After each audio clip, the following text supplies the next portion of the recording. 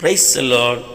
ஆதலால் இக்காலத்து பாடுகள் இனி நம்மிடத்தில் வெளிப்படும் மகிமைக்கு ஒப்பிடத்தக்கவைகள் அல்லவென்று எண்ணுகிறேன் என்று சொல்லி ரோமர் 8:18 அப்போஸ்தலனாகிய பவுல் எழுதியிருக்கிறதை நாம் வாசிக்கிறோம்.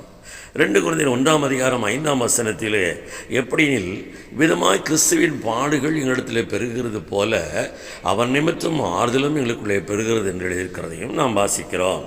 பிரியமானவரே, அன்றாய் இயேசு கிறிஸ்து இந்த உலகத்தின் பாவங்களை பாடுகளாக சுமந்து தீர்த்தார். அவர் அடிப்படையான காரியம் என்னதென்று பார்க்கும்போது, முதலாவது அவர் நம் மேல் வைத்த அன்பு, இரண்டாவது நம்முடைய பாவங்களையும் நம்முடைய அக்கிரமங்களையும் அவருடைய சொந்த பாவமாக அக்கிரமமாக ஏற்றுக்கொண்டு சகித்தது, மூன்றாவது இந்த நம்முடைய வாழ்க்கையில் பெரிதான ரட்சிப்பை நமக்கு அருளி செய்து நம்மை வாழ வைக்கும்படியான ஒரு நன்மைக்குரிய எண்ணம்.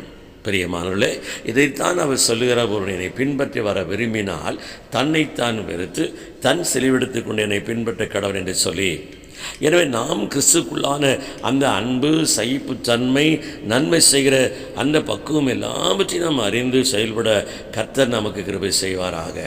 ஜெபிப்போமா? எங்கள் நல்ல தகப்பனை உம்மை துதிக்கிறோம். நீர் ஆண்டவருடைய சிலுவை சுமக்கும்படி எங்களை அழைத்திருக்கிறீர்.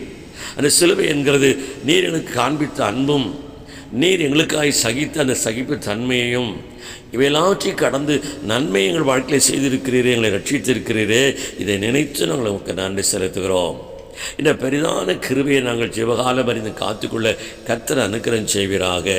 இயேசுவின் நாமத்தில் ஜெபம் கேளும் பிதாவே, ஆமென்.